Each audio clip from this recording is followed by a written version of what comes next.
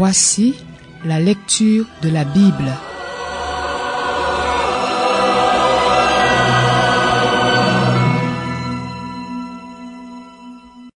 Ésaïe, chapitre 23. Message sur Tyr. Lamentez-vous, bateau long courrier, car elle est violemment détruite. Plus de maisons, plus d'entrées.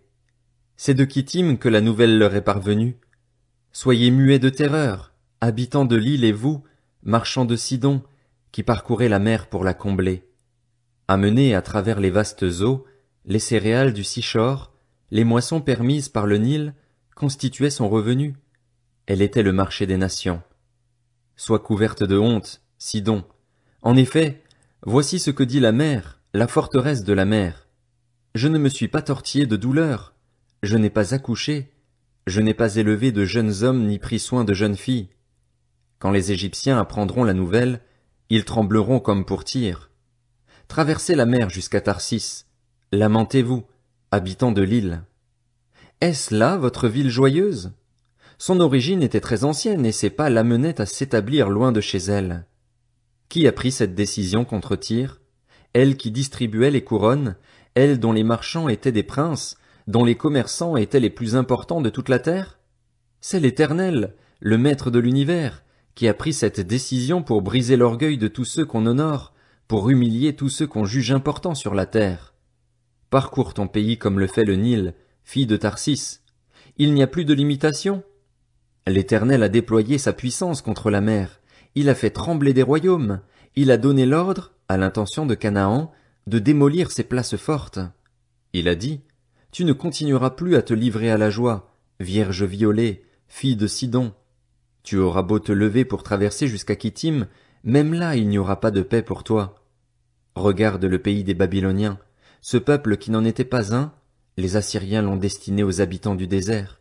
Ils ont érigé des tours pour en faire le siège, ont démoli ses palais, en ont fait une ruine. Lamentez-vous, bateau long courrier, car votre lieu de refuge est détruit.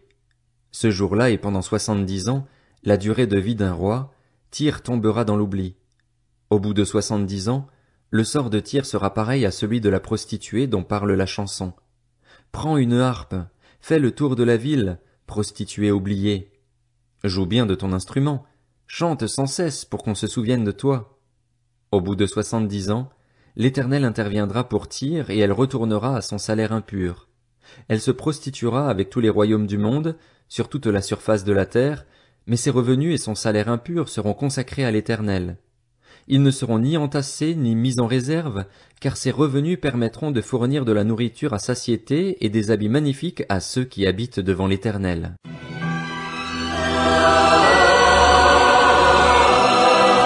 C'était la lecture de la Bible.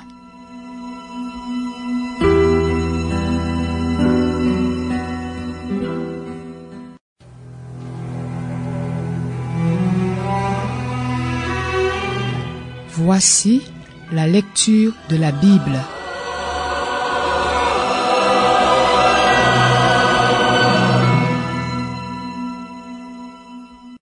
Ésaïe 24. Voici que l'Éternel saccage la terre et y sème la dévastation. Il bouleverse sa surface et disperse ses habitants. Un même sort frappe le prêtre et le membre du peuple, le maître et l'esclave, la maîtresse et la servante, le vendeur et l'acheteur, le prêteur et l'emprunteur, le créancier et le débiteur. La terre est entièrement saccagée, livrée au pillage. Oui, l'Éternel l'a décrété. La terre est en deuil, elle est épuisée. Le monde, épuisé, dépérit. Les grands des peuples de la terre dépérissent. La terre avait été souillée par ses habitants parce qu'ils enfreignaient les lois, modifiaient les prescriptions, violaient l'alliance éternelle. Voilà pourquoi la malédiction dévaste la terre et ses habitants doivent supporter les conséquences de leurs crimes. Voilà pourquoi les habitants de la terre sont punis et il ne reste qu'un petit nombre d'hommes. Le vin nouveau est en deuil, la vigne dépérit. Tous ceux qui avaient le cœur joyeux gémissent.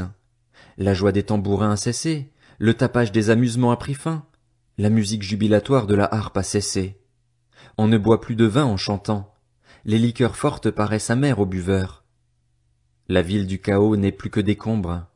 Toutes les maisons sont fermées, on n'y entre plus. On crie dans les rues parce que le vin manque. Toute réjouissance a disparu, l'allégresse est bannie du pays. Il ne reste dans la ville que des ruines et les portes sont abattues, démolies.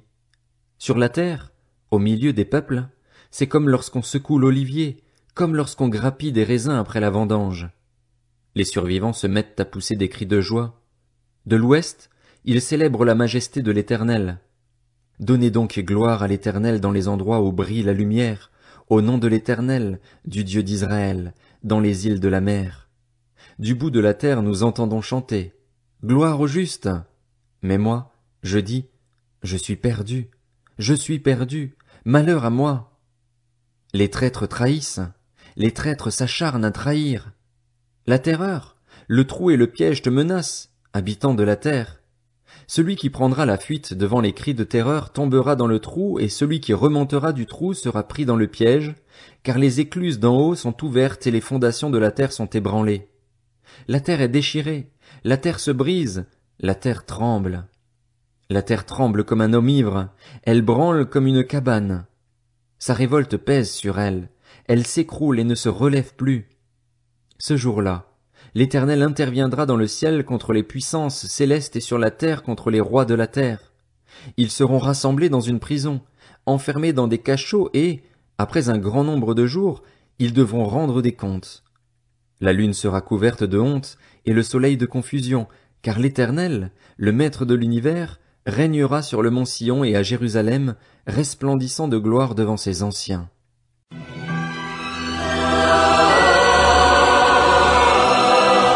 C'était la lecture de la Bible.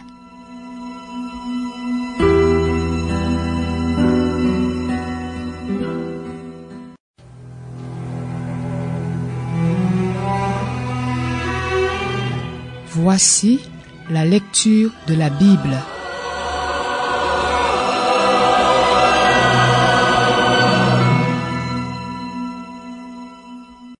Ésaïe, chapitre 25. Éternel, tu es mon Dieu. Je proclamerai ta grandeur, je célébrerai ton nom, car tu as accompli des merveilles. Tu es parfaitement fidèle aux décisions prises depuis longtemps. En effet, tu as transformé la ville en décombre, la ville fortifiée en un tas de ruines. Le palais des étrangers est détruit, plus jamais il ne sera reconstruit. Voilà pourquoi des peuples puissants te donnent gloire, les villes de nations violentes te craignent. Tu as été un refuge pour le plus faible, un refuge pour le malheureux dans la détresse, un abri contre l'orage, une ombre contre la chaleur. En effet, le souffle des hommes violents est pareil à l'ouragan qui frappe une muraille. Tout comme tu domptes la chaleur sur une terre brûlante, tu as dompté le tapage des étrangers. Tout comme la chaleur est contrecarrée par l'ombre d'un nuage, les chants de triomphe des hommes violents ont été contrecarrés. Sur cette montagne, l'Éternel, le Maître de l'univers, prépare pour tous les peuples un festin de plats succulents, un festin de bon vin, de plats succulents, pleins de moelle, de bon vin clarifié. Sur cette montagne, il détruira le voile qui est tendu sur tous les peuples, la couverture qui est déployée sur toutes les nations. Il engloutira la mort pour toujours. Le Seigneur, l'Éternel, essuiera les larmes de tous les visages, il fera disparaître de la terre la honte de son peuple. Oui, l'Éternel l'a décrété.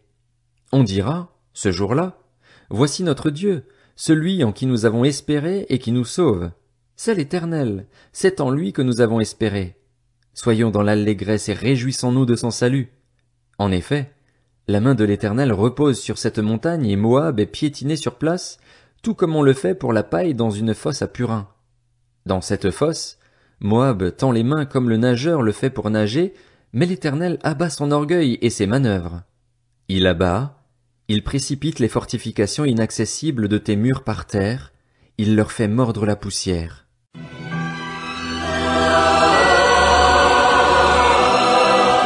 C'était la lecture de la Bible.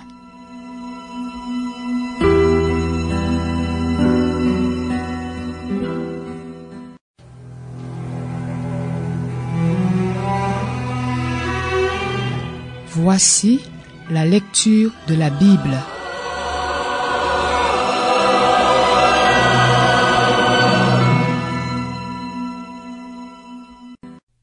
Ésaïe, chapitre 26. Ce jour-là, on chantera ce cantique dans le pays de Juda. Nous avons une ville bien fortifiée. Par ses murailles et son rempart, il nous accorde le salut. Ouvrez les portes et laissez entrer la nation juste, celle qui reste fidèle. À celui qui est ferme dans ses intentions, tu assures une paix profonde parce qu'il se confie en toi. Placez votre confiance en l'Éternel pour toujours, car l'Éternel, oui, l'Éternel est le rocher perpétuel. Il a abattu ceux qui habitaient les hauteurs, il a précipité jusqu'à terre la ville inaccessible, il lui a fait mordre la poussière. Elle est piétinée par les pauvres, par les plus faibles. Le sentier du juste, c'est la droiture. Tu prépares une trace bien droite pour le juste.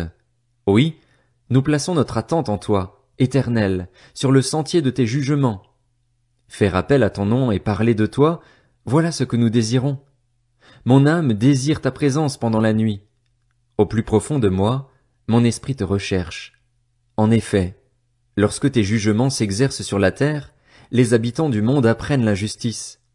Si l'on fait grâce aux méchants, il n'apprend pas la justice. Il s'adonne au mal dans le pays de l'intégrité et ne tient pas compte de la majesté de l'Éternel. Éternel, ta main est si haute qu'ils ne l'aperçoivent même pas. Ils verront ton amour passionné pour le peuple et ils en seront couverts de honte. Le feu dévorera tes adversaires. Éternel, tu nous assures la paix puisque tout ce que nous faisons, c'est toi qui l'accomplis pour nous. Éternel, notre Dieu, d'autres seigneurs que toi ont dominé sur nous, mais c'est grâce à toi seul que nous pouvons évoquer ton nom. Ceux qui sont morts ne reviendront pas à la vie. Les défunts ne se relèveront pas, car tu es intervenu contre eux, tu les as exterminés et tu as fait totalement disparaître leurs souvenirs.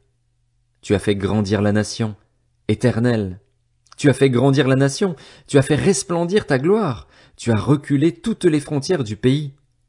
Éternel, ils t'ont cherché quand ils étaient dans la détresse, ils ont déversé un flot de prières chuchotées quand tu les as corrigés. Pareil à une femme enceinte sur le point d'accoucher, qui se tord et crie à cause de ses douleurs.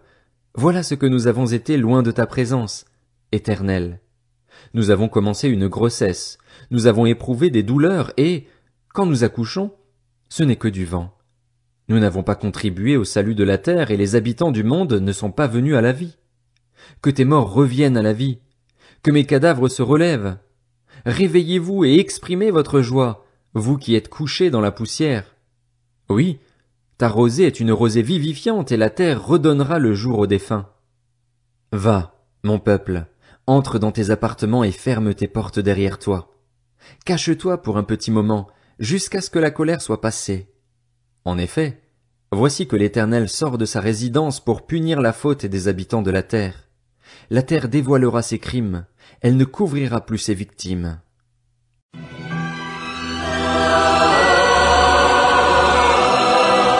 C'était la lecture de la Bible.